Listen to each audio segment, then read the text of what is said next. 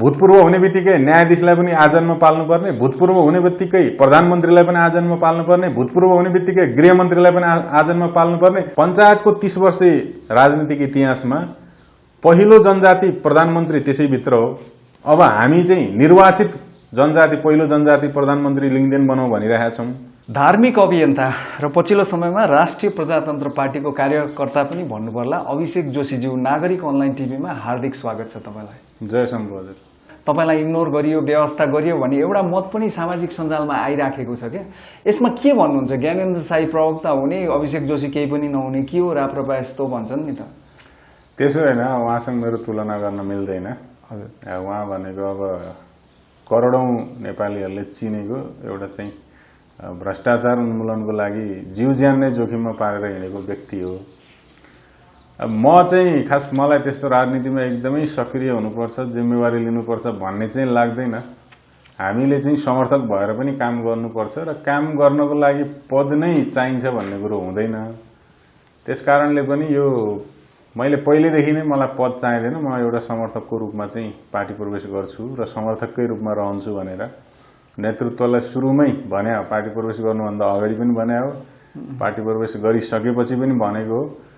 त्यही भएर मैले चाहिँ त्यो भनौँ त्यति चाहिँ राजनीतिक जिम्मेवारी लिनुपर्छ भन्ने विषयमा गम्भीरतापूर्वक सोचेको छैन होइन। अब हाम्रो चाहिँ लाइन चाहिँ धार्मिक चाहिँ जागरणको भएको हुनाले धार्मिक जागरणकै कामहरूमा अगाडि बढ्नुपर्छ, त्यसैलाई सङ्गठित गर्दै लानुपर्छ, त्यसैलाई एउटा शक्तिको रूपमा उदय गराउनुपर्छ भन्ने हो। हजुर जोशीजी, एउटा कुरा यसैमा जोडौँ, जस्तो राप्रपामा अहिले जुन किसिमको एक किसिमको लहर चाहिँ देखिराखिएको अवस्था छ, तर त्यो हुँदा हुँदै जस्तो कमल थापाज्यूले पार्टी चाहिँ भनौँ न छोड्नुभयो, उहाँले त्यागेर राप्रपा नेपाल बिताउनु भएको अवस्था छ। भर्खरै मात्र उहाँले अब चुनाव चिन्ह पनि तीर प्राप्त गर्नुभएको छ। अब यो तीरले कतिको हामला तपाईँहरूलाई दुखाउला त? अब के देख्नु भएको छ चुनावमा है? त्यो उहाँले आफ्नो एउटा रहर पुरा गर्दै हुनुहुन्छ। अब हामी प्रजातान्त्रिक अभ्यासमा भएको हुनाले त्यसलाई गलत भन्न चाहिँ मिल्दैन, किनभने राजनीतिक दल खोल्ने, राजनीति गर्ने, आफूलाई मन परेको एजेन्डा समाजमा लिएर जाने अधिकार सबैसँग छ। तर उहाँले राप्रपा नछोडेर राप्रपामै अभिभावकको भूमिकामा बसिदिएको भए कमल थापा हाई हुन्थ्यो। यतिखेर नेपालमा त्यागी नेता भनेर सीमित नेताहरूको मात्रै नाम आउँछ अहिले पनि। एकदमै त्यो सीमित नेताहरूको पंक्तिमा टप 5 मा या टप 3 मा उहाँको पनि नाम आउने थियो कि इतिहासमा नाम लेख्ने ठूलो अवसर थियो उहाँसँग। कसले उहाँलाई यस्तो खालको चाहिँ सुझाव दियो, कसले यस्तो चाहिँ गर्न प्रेरित गर्यो हैन। तर एउटा सुनौलो अक्षरमा लेखिनुपर्ने नाम थियो कमल थापा इतिहासमा, त्यसलाई चाहिँ धमिल्याउने काम गरियो, त्यो नगर्नु पर्थ्यो।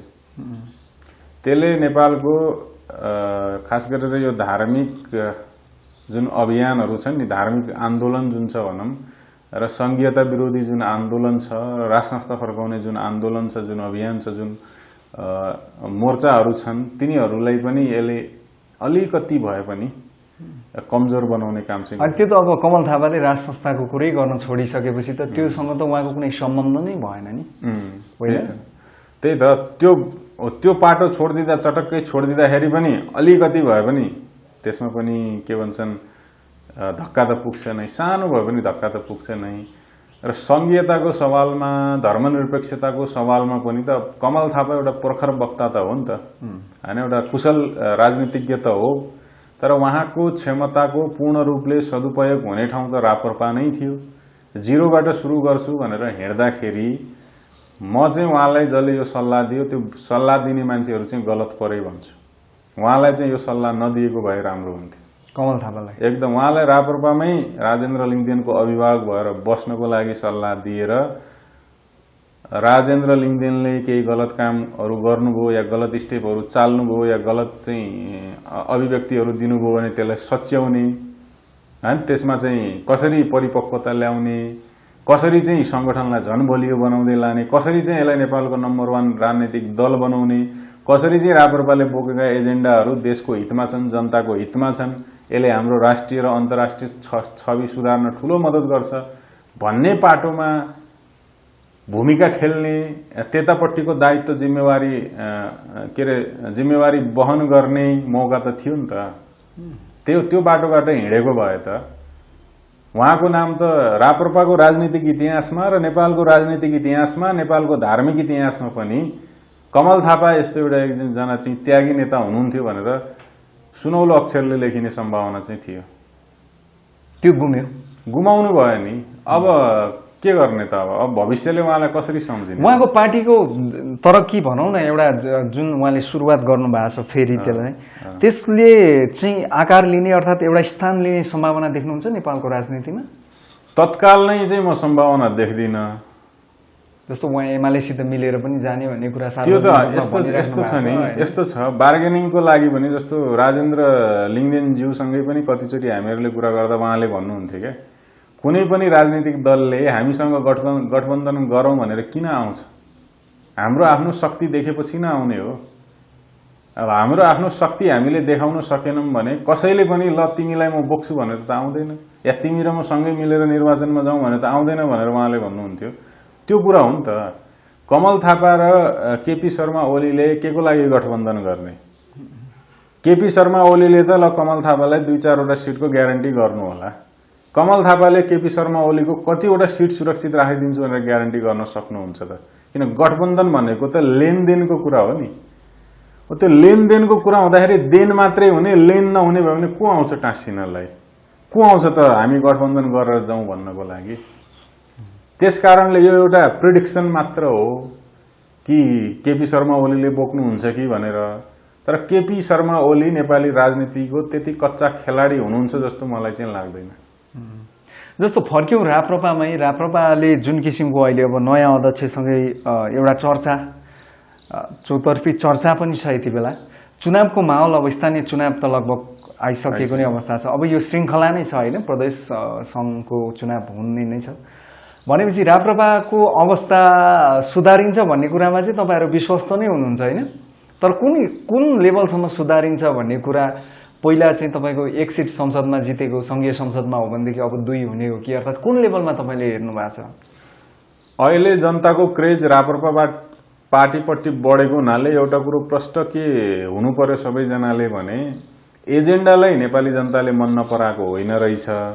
एजेन्डा त नेपाली जनताले मन पराएकै रहेछन्, तर एजेन्डाको नेतृत्वप्रति शङ्का रहेछ, संशय रहेछ। त्यसले चाहिँ यो एजेन्डालाई स्थापित गर्न सक्छ भनेर मानिसहरूमा विश्वास रहेनछ। त्यो कारणले नेतृत्व परिवर्तन हुने बित्तिकै एजेन्डा परिवर्तन भयो होइन नि, राप्रपाको नेतृत्व मात्रै परिवर्तन भयो। नेतृत्व परिवर्तन हुने बित्तिकै ठुला भनिएका संसदीय दललाई काउन्टर दिने गरी जुन चाम अहिले राप्रपाको बढ्यो, राजेन्द्र लिङ्गदेनलाई जसरी मान्छेहरूले मन पराए, उहाँको बारेमा कसैले नकारात्मक टिप्पणी गरेको पनि सुन्न नचाहने जमात जसरी बढ्दै गइरहेको छ, यसले राप्रपा अब नेपाली राजनीतिको उदाउँदो मात्रै होइन बलियो शक्ति हो भन्ने कुरोतिर पनि सङ्केत गरेको छ। एउटा कुरो यसैको अर्को सङ्केत के पनि हो भने, राष्ट्रिय मिडियाले महाधिवेशनभन्दा अगाडि राप्रपाको समाचारलाई कति स्पेस दिएको थियो। महाधिवेशनबाट राजेन्द्र लिङ्गदेनको नेतृत्व स्थापित भइसकेर अहिले तपाईँको 3-4-5 महिनासम्म आइपुग्दाखेरि राष्ट्रिय मिडियाले राप्रपाको समाचारलाई कति स्पेस दिइरहेको छ भनेर पनि लोकप्रियताको मापन गर्न सकिन्छ। कान्तिपुर जस्ता ठूला ठूला पत्रिकाहरूले हिजो राप्रपाका ठूला ठूला कार्यक्रमको पनि समाचार बनाउँदैनथे। आज राजेन्द्र लिङ्गदेनले एउटा अभिव्यक्ति दिने बित्तिकै राष्ट्रिय मिडिया, कान्तिपुर जस्ता नाम चलेका मिडियाहरू, गोर्खा पत्र जस्ता सरकारी मिडियाहरू, सेतो पार्टी, रातो पार्टी, अनलाइन खबर जस्ता ठूला ठूला डिजिटल मिडियाहरूले पनि राम्रो स्पेस किन दिइरहेका छन् त भन्दा अब जनमत यता आकर्षित भइसक्यो। अब यो नेतृत्वको बारेमा छापिएको समाचार जनताले पढ्न रुचाइरहेका छन्। अब यसका कार्यक्रमहरूलाई जनताले चाहिँ तीखो नजरले हेरिरहेका छन् भने मिडियाले पनि बुझेको छ। यो पनि जनमतको चाहिँ एउटा सर्वेक्षण हो, पर्यवेक्षण हो यो पनि। अब जनतामा गएर चुनावमा कस्तो चाहिँ अवस्था हुन्छ त राप्रपाको, या भनौँ स्थानीय निर्वाचनमा कतिको यसले चाहिँ आफ्नो उपस्थिति देखाउन सक्छ त भन्ने सवाल हो। यसको लागि अब केन्द्रले जिम्मेवारी खटाएको छ। अस्ति पत्र पनि सार्वजनिक भयो, जिम्मेवारीहरू पनि सार्वजनिक भए। त्यसै अनुसार जिम्मेवारी पाएका सदस्यहरू कतिको आफूलाई परिपक्व ढङ्गले मैदानमा उतार्न सक्नुहुन्छ त? असङ्गठित रूपमा रहेको जनमतलाई कतिको उहाँहरूले आफूतिर संगठित गर्न सक्नुहुन्छ, आकर्षित गर्न सक्नुहुन्छ, विश्वस्त तुल्याउन सक्नुहुन्छ, त्यसमा पनि देखिन्छ। तर विगतको तुलनामा नतिजा चाहिँ यसपालि धेरै नै राम्रो आउनेवाला छ स्थानीय तहमा, किन धेरै ठाउँमा हेर्नुहोस् प्रतिपक्ष एमाले पनि फुटेको अवस्थामा त्यो फाइदा चाहिँ प्रत्यक्ष रूपमा कांग्रेसले नै लिन्छ भन्ने तर्क पनि त छ। कांग्रेसले कसरी लिन्छ? कांग्रेसको अहिलेसम्मको कार्यशैलीलाई नेपाली जनताले मूल्याङ्कन गरेर बसिराख्दाखेरि कांग्रेसले कम्युनिस्ट फुटेको फाइदा लिने होइन। हिजो किन कांग्रेसले कम्युनिस्ट फुटेको फाइदा लियो र कम्युनिस्टले चाहिँ कांग्रेसले फटाइ गर्दा फाइदा लियो भन्दा तेस्रो मूलधारको शक्ति, तेस्रो उदय भएको शक्ति या तेस्रो ध्रुव नेपाली राजनीतिमा थिएन। त्यसकारणले मत कि यता जान्थ्यो कि उता जान्थ्यो, या अधिकांश मान्छे भोटै नहालेर पनि बस्दिन्थे। तर अब यो दुईटा मात्रै ध्रुवहरू छैनन् के, तेस्रो ध्रुवको रूपमा राप्रपा पनि त उदय भएको छ नि। त्यसो भएपछि के हुन्छ भने योसँग पनि चित्त नबुझेको, त्योसँग पनि चित्त नबुझेको, अब भोट यता र उता जाँदैन, यता आउँछ क्या। त्यो राप्रपाको फाइदा हो। अर्को मान्छेहरूले राप्रपालाई किन भोट दिने त? नेपाली नागरिकले राप्रपालाई किन भोट दिने? राप्रपा किन कांग्रेस र एमाले भन्दा, माओवादी र चाहिँ जनता समाजवादी भन्दा, या माधव नेपालको एकीकृत समाजवादी भन्दा फरक छ त? यो एकदम महत्त्वपूर्ण प्रश्न हो। यो प्रश्नलाई राप्रपाले जनतामा स्थापित गर्न सक्नुपर्छ। राप्रपाको नेतृत्वले के भनिरहेछ भने भ्रष्टाचार गरेर खानु आमाको रगत खानु छ र भनेपछि हामी भ्रष्टाचार गर्दैनौँ, शून्य सहिष्णुता। जस्तो पृथ्वीनारायण शाहको नीति थियो भ्रष्टाचार गर्नेलाई मार्नुपर्छ भन्ने, अब अहिले मानवताको दृष्टिले मार्नु अपराध हो, तर आजन्म कारावासमा हाल्न सकिन्छ। उसले कमाएको सारा सम्पत्तिलाई राष्ट्रियकरण गर्न सकिन्छ। नीति सुधार्ने कुरो न हो। सरकारी कार्यालयमा कुनै पनि कार्यक्रममा मासु भात खान पाइने छैन, रक्सी खान पाइने छैन, सामान्य लुगा लाएर चाहिँ कर्मचारीले कार्यालय आउनु पर्ने छ, महँगो महँगो लुगा लाउन पाउने छैन भनेर नीति नियम ल्याउनु पर्यो नि। त्यो विषयमा, त्यो सदाचारको विषयमा राप्रपा चाहिँ एकदम सचेत छ। हेर्नुहोस्, त्यसै गरी राष्ट्रिय उद्योगलाई बलियो बनाउने सवालमा अंग्रेजी रक्सी चाहिँ छुट हुने, अनि घरेलु मदिरालाई चाहिँ कारबाही गर्ने, त्यसलाई चाहिँ प्रतिबन्ध लाउने। मदिरा त मदिरा हो नि, चाहे घरमा बनाउनुहोस् चाहे चाहिँ फ्याक्ट्रीमा बनाउनुहोस्। अनि फ्याक्ट्रीको मदिरा खाएको मान्छे चाहिँ शान्त भएर सोझो भएर समाजमा हिँड्ने र घरमा बनाएको मदिरा खाएर चाहिँ एकदम उग्र भएर झगडा गर्दै हिँड्ने त होइन होला नि। यदि घरेलु मदिराको स्ट्यान्डर्ड पुग्दैन, त्यसलाई स्ट्यान्डर्ड बढाउने हो, त्यसलाई सर्टिफाई गर्ने हो, त्यसलाई लाइसेन्स दिने हो र त्यसलाई उद्योगको रूपमा स्थापित गर्ने। त्यसो गर्दाखेरि के हुन्छ, नेपालमा लाखौं परिवार छन् जसले घरमा मदिरा बनाउने गर्नुभएको छ। त्यो लाखौं परिवारले एकैचोटि रोजगार पाउँछ। एउटा नियम हेर्नुहोस्, एउटा बैठकको एउटा नियमले लाखौं परिवारलाई देशभित्र रोजगार सृजना गर्न सक्छ। त्योपट्टि कुनै पनि राजनीतिक दलले सोचेका छैनन्, राप्रपाले सोच्नु पर्यो। गाँजाको विषय अहिले एकदमै उठेको छ।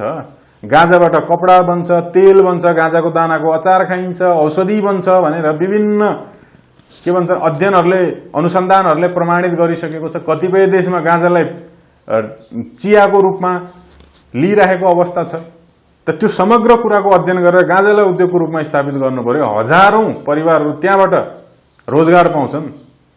यस्ता नीति नियमहरू ल्याएर के जडीबुटीको कुरामा बडो दुख लाग्दो कुरा छ कि हामी अहिले रामदेव बाबाको आयुर्वेदिक उत्पादन खाइरा हुन्छौँ, तर आफ्नै देशमा भएका जडीबुटीहरूलाई हामी फेरि लत्तिरहेका छौँ। आफ्नै देशमा भएका जडीबुटीको सदुपयोग गर्न सकिरहेका छैनौँ, जबकि त्यो जडीबुटी उत्पादन गर्नलाई हाम्रो खर्च भनेको शून्य बराबर मात्रै हो। त्यस्तो नीति राप्रपाले ल्याउनु पर्यो। अनि जीवनशैलीको कुरा हेर्नुहोस्, राजनीतिक दलको नेतृत्व भनेको जनताको नोकर हो के, मालिक होइन।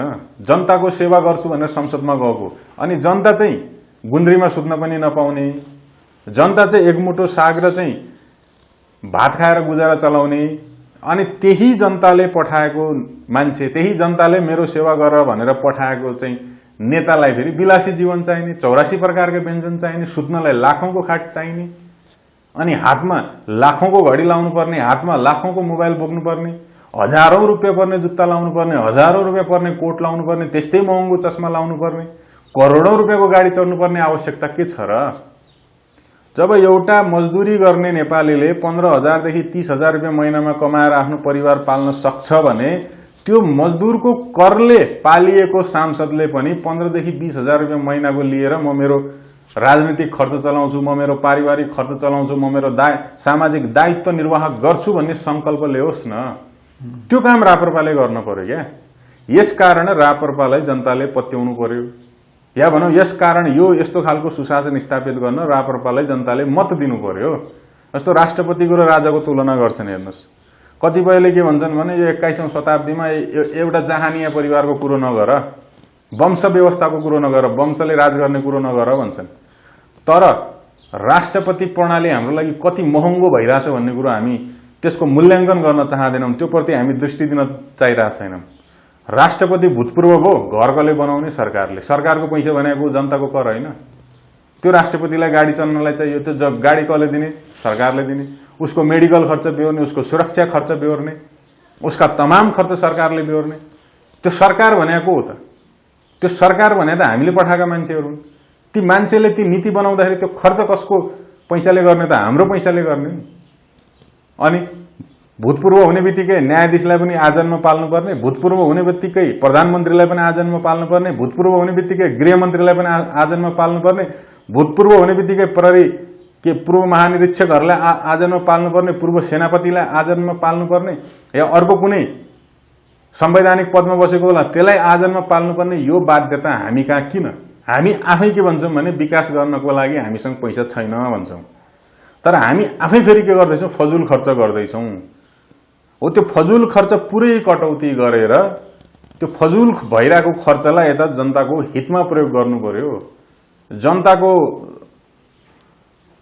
के भन्छन् वृत्ति विकासमा खर्च गर्नु पर्यो, रोजगार सृजना गर्नको लागि खर्च गर्नु पर्यो। यो नीति राप्रपाले लिन्छ। यो नीति लिनकै लागि राप्रपालाई जनताले भोट हालेर जिताउने हो कि। विदेशमा बसेका नेपालीहरू बडो दुःखद कुरो छ अर्जुनजी, हेर्नुहोस्, एउटा नेपाली विदेश जान्छ नि, मजदुरी गर्न गइरहेको छ। त्यो मजदुरी गर्न गइरहेको नेपालीले त्यहाँ कमाउने पैसा कति हो भन्नुहोस् न? 1000 रुपियाँदेखि 1200 रियाल। त्यो 1000 रुपियाँदेखि 1200 रियाल भनेको कति हो भनेपछि हदै गरे 35,000 रुपियाँ, त्यसमा 2-4 हजार तलमाथि होला। त्यो 35,000 रुपियाँ कमाएर उसले त्यसैबाट आफ्नो पनि खर्च चलाउने, त्यसैबाट उसले घरको खर्च पनि चलाउने हो, त्यसैबाट उसले नेट पनि चलाउने हो।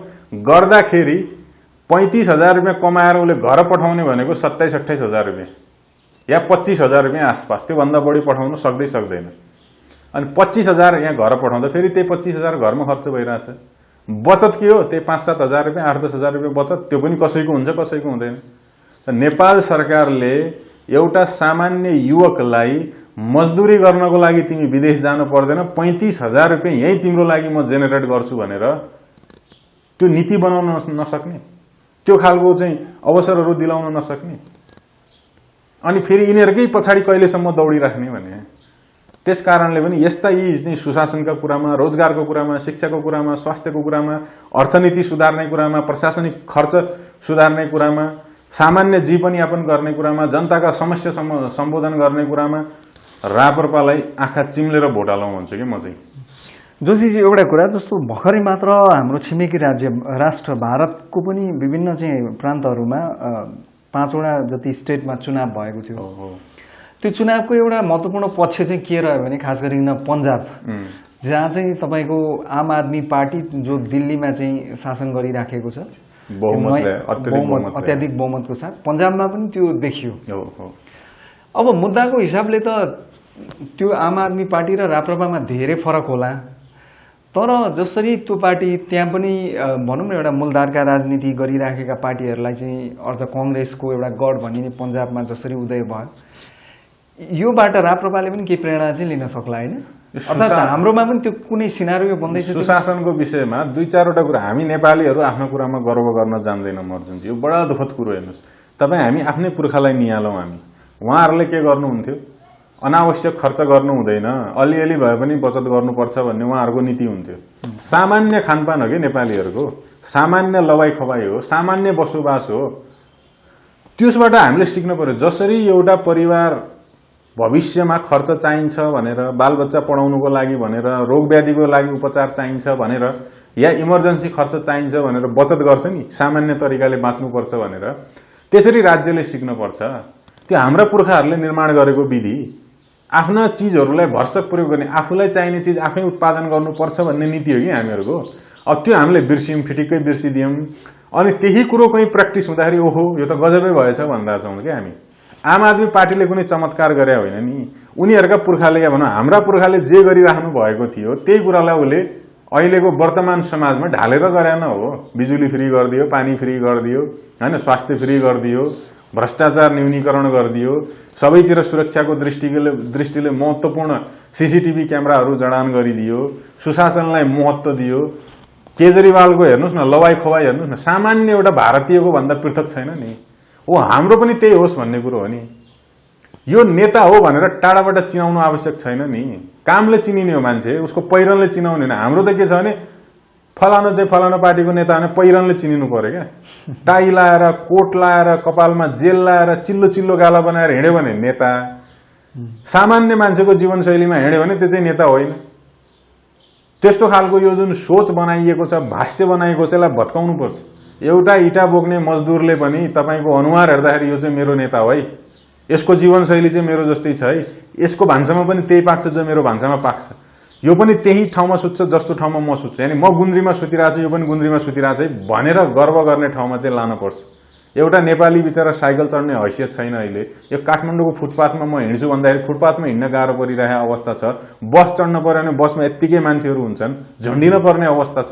जनता यस्तो दुःखमा बाँच्ने, अनि उनीहरूलाई एसी भएको, सस्पेन्सन, त्यो स्प्रिङवाला गाडी चाहिने, त्यो पनि करोडौँ मूल्य पर्ने हो। यो भिन्नता चाहिँ, यो जुन चाहिँ खाल्टो खनिएको छ जनताको र चाहिँ जनप्रतिनिधिको जीवनशैलीको विषयमा, रहन सहनको विषयमा, खानपानको विषय, यसलाई घटाउने हो, यसलाई बराबरीमा ल्याउने के। केजरीवालले गरे पनि त्यही हो, नेपालमा गर्नुपर्ने पनि त्यही हो, समाजको आवश्यकता पनि त्यही हो। जब हामी त्यो लेभलमा समाजलाई लिएर जान सक्छौँ अनि बल्ल समाज पनि के भन्छ यो समृद्धिको दिशामा, विकासको दिशामा, सुशासनको दिशामा, अनुशासनको दिशामा, नैतिकताको दिशामा अनि बल्ल जाने हो क्या। त्यसको प्रारम्भ कसैले न कसैले गर्नुपर्छ। भारतमा केजरीवाल मार्फत गरेको हामीले देख्यौँ, दिल्लीमा गरे त्यसैको असर पन्जाबमा पर्यो, नेपालमा गफ दिनेहरू आए तर व्यवहारमा उतार्ने कोही पनि आएनन्। हो त्यो व्यवहारमा उतार्ने काम चाहिँ राप्रपाबाट हुन पर्यो। राप्रपाको नेता पब्लिकको बीचमा जाँदाखेरि उसले चाहिँ यो एउटा चाहिँ के अरे मेरो भिडभन्दा, मेरो अनुहारभन्दा पृथक अनुहारको मान्छे आयो भनेर नहेरोस्, यो चाहिँ एउटा धनाढ्य मान्छे आयो भनेर नहेरोस्। त्यो अभ्यासमा चाहिँ राप्रपा जानुपर्छ। राप्रपा आफैलाई फेरि पूर्व पञ्चहरूको पार्टी भन्ने जुन एउटा दाग छ त्यसले पनि त समस्या त गर्ला नि त। तपाईँले जुन कुरा भनिराख्नु भएको छ, पञ्च हुनु गलत कुरा थिएन। हुन त राप्रपा भनेको संवैधानिक राज संस्थाको पक्षधर हो। संवैधानिक राज संस्था भनेको अहिलेको राष्ट्रपतिभन्दा बढी ठुलो उसको भूमिका कुनै हुँदैन। तर पञ्च भनेको त्यस्तो घृणा गर्नुपर्ने, त्यस्तो नाकै खुम्च्याउनु पर्ने, त्यस्तो बदनाम गर्नुपर्ने, गाली गर्नुपर्ने व्यवस्था चाहिँ पञ्चायतको व्यवस्था होइन। पञ्चायत व्यवस्थाको कन्सेप्ट के थियो त भन्दा केन्द्रदेखि स्थानीय तहसम्म 5-5 जनाको ग्रुप बनाएर शासन गर्ने हो। केन्द्रमा 5 जनाको टोली, जिल्लामा के अरे विकास क्षेत्रमा 5 जनाको टोली, जिल्लामा 5 जनाको टोली, समिति गाउँ विकास समितिहरूमा 5 जनाको टोली, वडा समितिहरूमा 5 जनाको टोली, तिनीहरूले चलाइरहेका हुन्। त त्यो प्रजातन्त्रकै एउटा मौलिक अभ्यास थियो। यहाँ दलीय व्यवस्था हो, त्यहाँ चाहिँ स्वतन्त्र व्यवस्था हो क्या। अहिले हामी भन्दैछौँ नि स्थानीय निकायमा, स्थानीय निर्वाचनमा दल होइन स्वतन्त्र उम्मेदवारी दिनुपर्छ भनेर। हो त्यो स्वतन्त्र उम्मेदवारीको कन्सेप्ट नै पञ्चायतबाट डेभलप भएर आएको कन्सेप्ट। त्यसलाई गलत चाहिँ अहिले जसरी गलत भनेर व्याख्या गरिएको छ त्यसरी नाक खुम्च्याउनु पर्ने अवस्था या भनौँ त्यो चाहिँ म देख्दिनँ। र त्यो पञ्चायती व्यवस्था पनि हेर्नुहोस् है, अब मान्छेहरू के भन्छन् भने त्यहाँ त के अरे एकल जातीय शासन थियो, बोल्नै पाइँदैन थियो, यहाँ भनौँ दलितहरूको अधिकारै थिएन, जनजातिको अधिकारै थिएन, महिलाको अधिकारै थिएन भन्छ। तर नेपालमा यो चाहिँ समावेशी राजनीतिक अभ्यास सबैभन्दा बढी पञ्चायतमै भएको छ। पञ्चायतको 30 वर्षे राजनीतिक इतिहासमा पहिलो जनजाति प्रधानमन्त्री त्यसैभित्र हो। अब हामी चाहिँ निर्वाचित जनजाति, पहिलो जनजाति प्रधानमन्त्री लिङ्गदेन बनाऊ भनिरहेका छौँ, तर जननिर्वाचित होइन। तर पहिलो प्रधानमन्त्री जनजाति पञ्चायतले नै दिएको। 3 जना जनजाति समुदायका मान्छे प्रहरी महानिरीक्षक भएको पञ्चायतमै, त्यहाँदेखि यता बहुदलको यो 30-32 वर्ष इतिहासमा कुनै जनजातिको छोरो प्रहरी महानिरीक्षक बनेको इतिहास छैन। तर 30 वर्ष पञ्चायतमा 3 जना जनजातिका छोराहरू प्रहरी महानिरीक्षक बन्नुभएको थियो। त्यस पछाडि गुरुङहरूको बस्तीबाट गुरुङ नै हो पञ्चायतमा नेतृत्व गर्ने, मगरको बस्तीबाट मगर नै हो पञ्चायतमा चाहिँ नेतृत्व गर्ने, राई लिम्बूकोबाट राई लिम्बू, के अरे नेवारकोबाट नेवार, तामाङकोबाट तामाङ, शेर्पाकोबाट शेर्पा, दलितकोबाट दलित, बाहुन छेत्रीकोबाट बाहुन छेत्री, मधेसीकोबाट मधेसी, महिला कोटाबाट महिला, ती सबै थिए। त्यो इतिहास खोज्नु, म त यो इतिहास खोजेर दङ्ग परे। वास्तवमा प्रचार नगरेको कारणले यो व्यवस्था असफल भयो भन्ने मलाई लाग्यो क्या। त्यहाँ थिए तमाम, जो अहिले हामी भन्छौँ नि चाहिँ गाउँघरतिर देख्छौँ नि, पुराना मान्छेहरू राजाको वकालत गरेर बसेका छन्। त्यो किन उनीहरूले राजाको वकालत गरे भन्दा राजाले दलीय व्यवस्थालाई होइन, स्वतन्त्र व्यवस्थालाई प्रमोट गरेको थियो प्रजातन्त्रको नाममा, र स्थानीय मानिसहरूलाई तिम्रो ठाउँको शासन तिमीहरूले नै गर्ने हो, राजनीतिक रूपले होइन स्वतन्त्र रूपले उम्मेदवारी दिएर लडेर जाऊ गर भनेर त्यो दिएको थियो क्या। तर पञ्चायत भनेर त्यसरी अप्ठ्यारो मान्नुपर्ने चाहिँ म देख्दिनँ। हुन्छ सर, अमूल्य समय दिनुभयो। यहाँको विचार विश्लेषणका लागि अभियन्ता जोशीज्यू यहाँलाई धेरै धेरै धन्यवाद दिन चाहन्छु। हस्, यहाँलाई पनि धेरै धेरै धन्यवाद। जय शम्भु।